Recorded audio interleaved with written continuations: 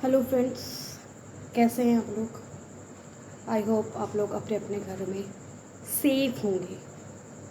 ये मैं इसलिए बोल रही हूँ बिकॉज़ अभी 8-9 अगस्त को जो कोलकाता में रेप केस हुआ है, उस वजह से सब लोग उसकी बात कर रहे हैं।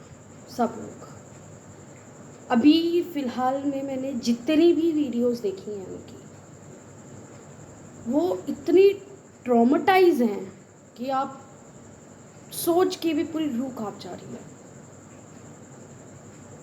उस लेडी ने 12th कंप्लीट करी, अपना पूरा MBBS 5 साल का कंप्लीट करा, जूनियर डॉक्टर बनी। मुझे ये समझ में नहीं आ रहा है, जब एक लेडी अपनी वर्क प्लेस पे सेफ नहीं है, वो कहाँ सेफ है, कहाँ।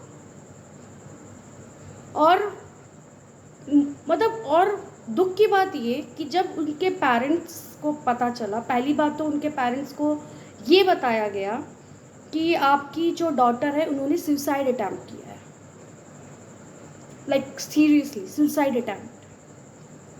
फिर उनके जो पेरेंट्स हैं वो 2-3 अपने अड़ोसी पड़ोसी को लेकर आए। लाने के बाद 3 घंटे तक उन्हें अपनी बेटी से मिलने नहीं दिया गया। मेरी हिम्मत नहीं हो रही है कि मैं ये बोलूँ कि उनकी बॉडी को नहीं देखने दिया, बट मैं वो चीज़ नहीं बोल पा रही थी, तो दैट्स वाई मैं बोल रही हूँ कि उनसे मिलने नहीं दिया। सोचिए क्यों मिलने देते, ऑब्वियस सी बात है क्यों मिलने देते, वो क्योंकि सबूत हटा रहे थे। आप सोचिए, जिस जो लेडी डॉक्टर थी उसने बकायदा 11-11:30 बजे अपने जूनियर्स के साथ डिनर किया।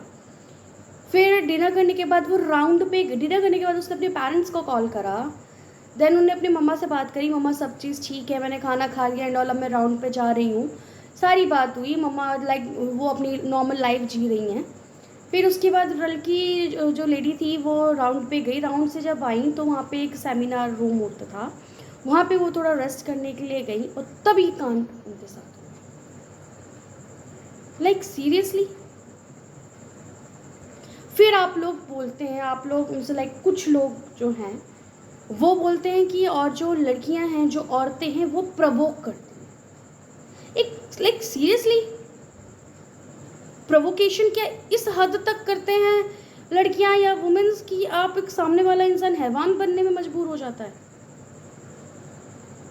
नहीं ना। मतलब उनकी बॉडी की जो पिक्चर्स हैं, जो दिख रही हैं, जो बोला जा रहा है, राइट एंगल में था उनका पैर, पूरा पेल्विक उनका ऐसे लाइक पेल्वेट्रिक ग्लैंड पूरा ऐसे कर दिया गया। एक पैर उनके बेड पे दूसरे बेड पे फंसाया हुआ था, एक दूसरे पैर पे। आंखों में जो चश्मा था, चश्मा टूट के जो आंखों में ऐसा मारा गया था कि आंखों में चोट आ गई थी। कोई ऐसा शरीर का अंग नहीं है जो उनका बचा हो। मतलब मुझे पर्सनली अब डर लगने लग गया। मैं भी एक लड़की की माँ हूँ। कल मेरी लड़की बड़ी होगी, ऑब्वियस सी बात है, उसे पढ़ना होगा, लिखना होगा, उसे कुछ करना होगा लाइफ में। मेरे अंदर क्या होगा, मैं क्या सोच के अपनी लड़की को बाहर भेजूंगी? जब आज के टाइम में ये हो रहा है तो आने वाले टाइम में क्या होगा, मुझे तो श्योरिटी ही नहीं है। अब मैं कब तक अपनी लड़की के पीछे भागूंगी? या कोई भी माँ, कोई भी पेरेंट्स अपना काम छोड़ के लड़की के पीछे कब तक रहेगा? और सबसे बड़ी बात तो मुझे तो ये समझ में नहीं आ रहा कि सिर्फ इंडिया में ये एक ऐसा लॉ है जहाँ पे ये हरकत करने के बाद भी कोर्ट केवल डेट पे डेट सिर्फ ये मिलता है। एक आपका निर्भया केस हुआ था, उसमें कितनी हियरिंग्स हुई, हाई कोर्ट तक गया, सुप्रीम कोर्ट गया, कितनी लड़ाई के बाद जाके उन पापियों को पास सज़ा मिली। फिर आपका ये मणिपुर में एक केस हुआ था, एक यूपी में हुआ था, एक दिल्ली में एक फॉरेनर आई थी, उसके साथ हुआ था। और ये तो वो केस हैं जो सामने आए हैं, ये वो केस हैं जो सामने आए हैं। कितने तो ऐसे केस हैं जो सामने आए नहीं, हो के वहीं दब गए। एम आई राइट? मतलब इंसान क्या करेगा आप सोचिए। अगर एक लेडी, एक वुमेन घर से निकलने में अब डरेगी, उसका वर्क प्लेस में वो सेफ नहीं है, रोड पे सेफ नहीं है, कहाँ सेफ है वो, कहाँ? और कब तक एक औरत, एक लेडी, एक लड़की कब तक घर में घुस के बैठेगी? कब तक? क्या वो लाइफ में कुछ नहीं करना चाहती? उसका हक नहीं है कुछ करने का, कुछ बनने का, या फ्रीडम, लाइक फ्री होके लाइफ जीने का? आई मीन क्यों इतनी हैवानियत क्यों है लोगों में? I don't understand. मतलब भेड़िया कोई कैसे बन सकता है? इतना गंदा जलील इंसान। सोच के भी ना उस आदमी के बारे में, मतलब आई कांट टेल यू कि क्या हो रहा है, क्या मैं फील कर रही हूँ उस वक्त। Not only me, I think जिनको भी इसके बारे में अवेयर है, जो भी इस केस के बारे में, सब यही सोच रहे हैं। So guys, it's a request, किसी भी प्लेटफॉर्म पे, और जहाँ तक पता चल रहा है, इस केस को दबाने की कोशिश की जा रही है। जो आप, क्योंकि उसकी जो पोस्टमार्टम जो रिपोर्ट आई है ना, उसमें जितनी भी चीज़ें आई हैं, पुलिस के जो जितने भी बयान हैं, वो सब उसके अपोजिट हैं। एक मैन के अंदर जो सीमेन होता है, उसकी जो अमाउंट होता है, एक मैन उतने ही अमाउंट तक उस सीमेन को निकाल सकता है। अगर ज़्यादा से ज़्यादा वो 2 बार भी प्रोड्यूस करता है चीज़ों को, तब भी उतना सीमेन नहीं निकलेगा जितना उस लेडी की बॉडी में आया।